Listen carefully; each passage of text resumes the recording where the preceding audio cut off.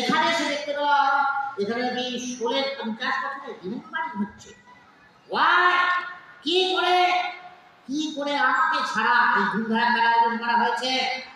আপনারা জানেন রমেশ সিং বলেছিলেন যে আমি ছাড়া এই 16 নাকি যাকে বলে চার ছাড়া মাল এই মানে চার ছাড়া বাচ্চা।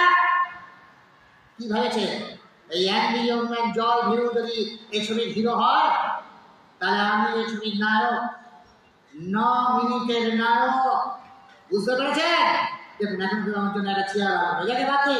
তবে একটা কথা আমি বলে দিচ্ছি, এই জয় ভিরুকে তুমি হাতের কাছে পাই না ডান্ডা মেরে ঠান্ডা করে দেবো। লজ্জা করে না? আমাকে তো এরকম ভাবে কি করাই?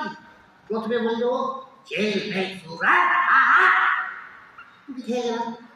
তারপরে হরি নাই ওই যে নাপিতটা এসে আমাকে বললো, কি বললো জানেন? বলো জেল নেই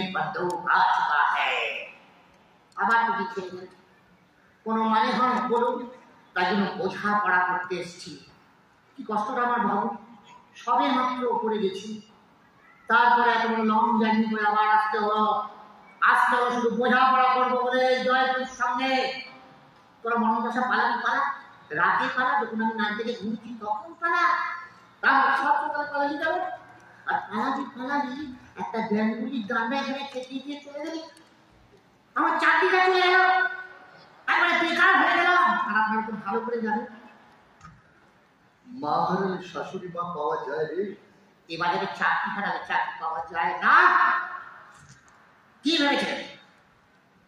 হ্যাঁ কি ভেবেছে? আমি হলাম এই বিয়ে বাড়ির যাকে বলে 49 রকম আইটেমের মাঝখানে ঠান্ডা জল ঢক ঢক করে খাবে, না বাড়িটা ঠান্ডা হয়ে যাবে। বুঝতে পেরেছেন? আর কি ভাবে ওরা, কি ভাবে ওরা হিরো হয়ে গিয়ে 1 লাখ দিন খাবে, আমি খেতে দেবো না।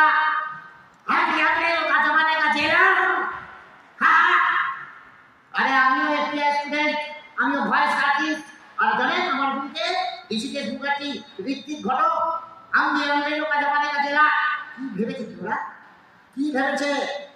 আমি শুধু ওদের বুঝিয়ে দিতে এসেছি। হ্যাঁ হিরোরাই সব, হিটের ব্যাগে হিরোদের ব্যাগে, হিরোইনরা দোল খায় হিরোদের কোলে।